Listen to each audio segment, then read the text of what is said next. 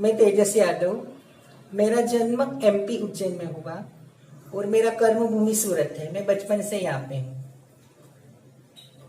मेरे को नृत्य का शौक स्कूल में जब बाल उत्सव होता था तब मतलब बाहर से दूसरे आर्टिस्टों को बुलाया जाता था और वहाँ पे हमें वर्कशॉप करवाया गया था। तो तब मुझे ड्रामे में रखा गया, लेकिन मुझे जब पूछा गया कि आपको ड्रामा क्यों पसंद है तो मैंने बोला कि मुझे ड्रामा पसंद नहीं, मुझे तो डांस पसंद है। तो तभी वहाँ पे मुझे ड्रामा में कोई ज्यादा काम नहीं दिया गया। फिर मेरी मम्मी थे चंद्रिका बेन धीरजलाल सूरीवाला, जो स्कूल में प्यून थे। तो उन्हें थोड़ा खराब लगा कि मेरे बच्चे को मतलब कोई पार्ट नहीं दिया गया, कोई रोल नहीं दिया गया। तो वहाँ पे फिर मेरे गुरुजी है चेतनाबेन नंदाबेन पहाड़े, तो वो भी वहाँ पे आए हुए थे। फिर उन्होंने उनसे बात की। फिर मुझे उन्होंने बोला कि इस लड़के को डांस का शौक है, मतलब इसको डांस में इंटरेस्ट है, तो क्या किया जाए। तो फिर उनसे बात की। फिर मुझे उन्होंने बोला कि इस लड़के को डांस का शौक है, मतलब इसको डांस में इंटरेस्ट है, तो क्या किया जाए। तो फिर उनसे बात करने के बाद उन्होंने मुझे उनके स्टूडेंट में डांस सिखाने के लिए भेजा।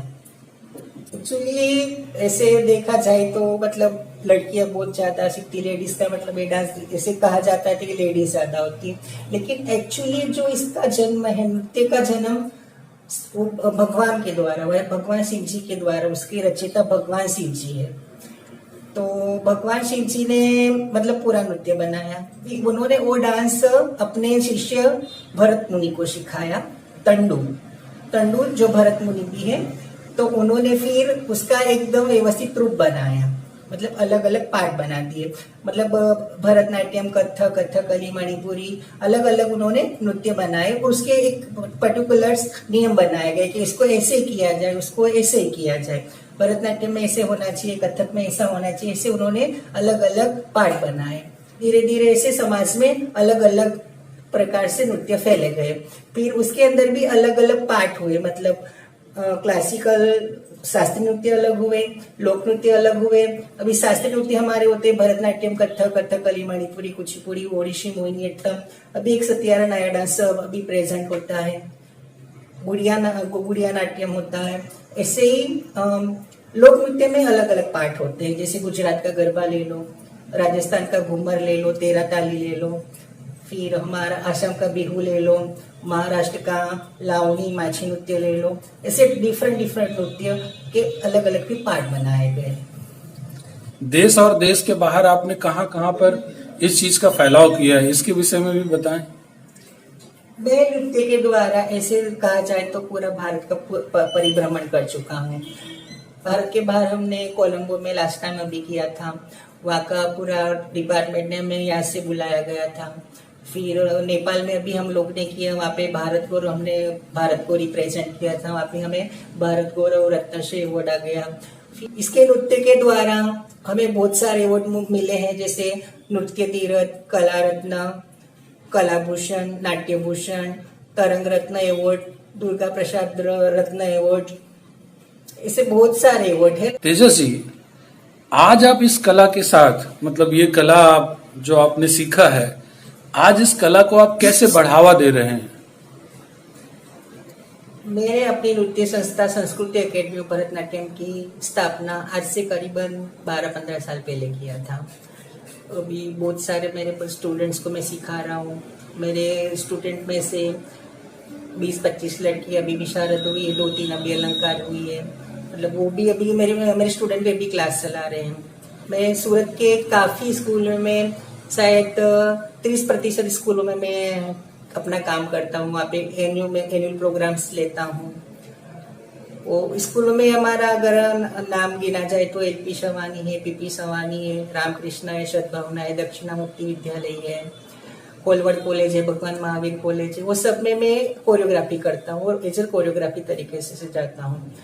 और इसी नृत्य के द्वारा अभी मैं अपने बच्चों को, मेरे स्टूडेंट्स को मेरे साथ आउट ऑफ स्टेट भी प्रोग्राम करने के लिए मैं उनको ले के जाता हूँ। तो मेरे साथ साथ वो मेरे बच्चों को भी बहुत सारा मतलब नॉलेज मिलता है, बाहर के दूसरे कलाकारों से मिलने का मौका मिलता है। वो कैसा परफॉर्म करते हैं, हमें कैसा रहना चाहिए, वो हमारे बच्चे भी सीखते हैं। उसके अलावा जनरली क्या होता है कि सब आजकल करते हैं कि आपको क्लास लेना है तो आप अभी डिग्री प्राप्त करो, वो करो। लेकिन मेरे बच्चे जब 4-5 साल में आ जाते हैं तो मैं खुद उनको बोल देता हूँ कि चलो अभी आप क्लास लीजिए, मैं आपके साथ बैठा हूँ। तो मतलब जब वो क्लास लेते हैं तो जब उनका एटीट्यूड होता है वो अपने आप ही बदल जाता है। जब वो सीखते हैं तब उनका एटीट्यूड अलग होता है, लेकिन जब वो एक सिखाते हैं तब उनका एटीट्यूड अलग हो जाता है। फिर वो सिखाते सिखाते मतलब उनको इतना अच्छा वो आ जाता है कि मतलब वो ये होता है तो उनको ज्यादा अच्छा नॉलेज हो जाता है।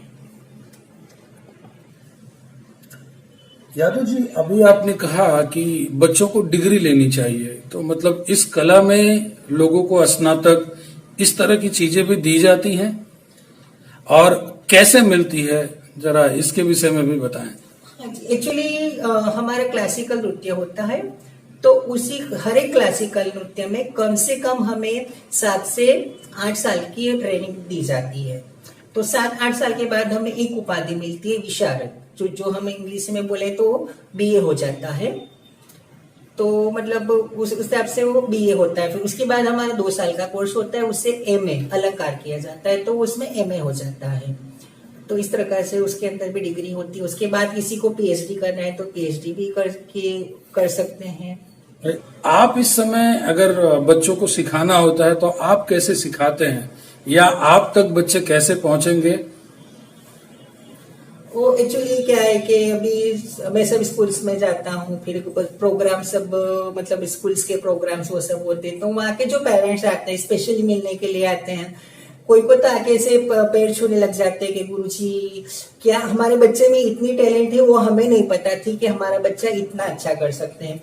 फिर वो हमसे कुछ नंबर वंबर लेते हैं, बोले कि हमें आपके स्टूडेंट आपके जो क्लासेस है उसके अंदर हमें भेजना है, तो फिर ऐसे भेजते हैं। अगर हम उसके आजू बाजू होते हैं दूसरे हमारे कोई टीचर्स होते हैं, कलाकार होते हैं, उनका घर का पास होते हैं तो हम उनको ऐसे भी गाइडेंस देते हैं कि आप उनके पास भी जा सकते हो। आपको अगर इतना दूर पड़ रहा है तो वो आपके पास में ये वाले गुरुजी आप उनसे सीखिए, आप इनका नंबर लीजिए। आपके द्वारा सिखाए गए बच्चों से या आपके स्टूडेंट से आप क्या आशा करते हैं? एक्चुअली कोई भी क्लासिकल डांस हो वो उसका अंदर मतलब ऐसा होता है कि कम से कम हमें 7 से 8 साल लग जाते हैं।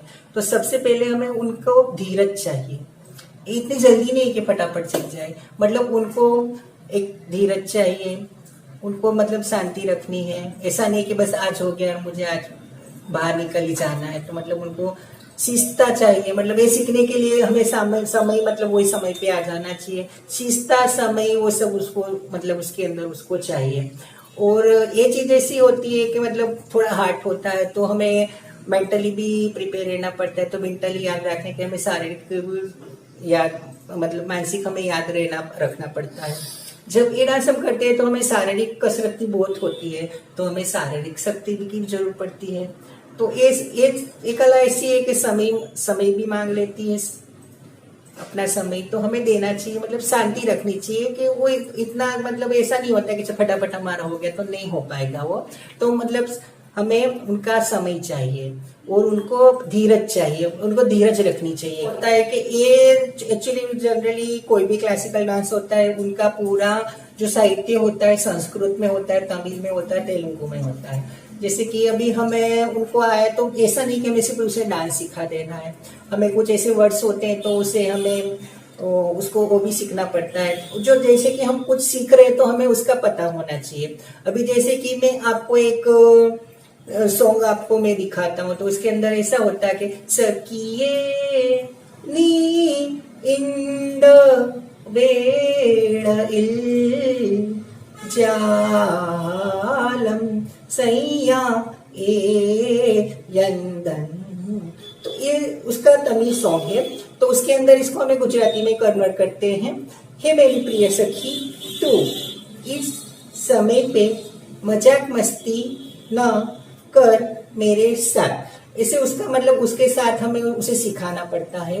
तो इसलिए इसमें काफी समय लग जाता है और उसके साथ हमें उनके साथ तो गाने के लिए भी सिखाना पड़ता है। मतलब ऐसे नहीं कि डांस किया तो हो गया, उनको फिर गाना भी आना चाहिए। तो गाना तो जनरली हमारा तमिल उसमें होता है, तमिल तेलुगु में होता है। तो डेली 1 घंटा आपको सिखाना होता है वीकली कितने दिन? वीकली मतलब 2-3 दिन होते हैं। आपका सूरत भूमि में बहुत बहुत धन्यवाद, और हम चाहेंगे कि आप ऐसे ही लोगों को शिक्षा देते रहें। बहुत बहुत धन्यवाद। धन्यवाद, नमस्कार। मैं आपका बहुत शुक्रगुजार हूँ, आपने मुझे सुना और आपने बहुत बड़ा मुझे ये मंच दिया, इसके लिए मैं आपका भी आभारी हूँ। नमस्ते।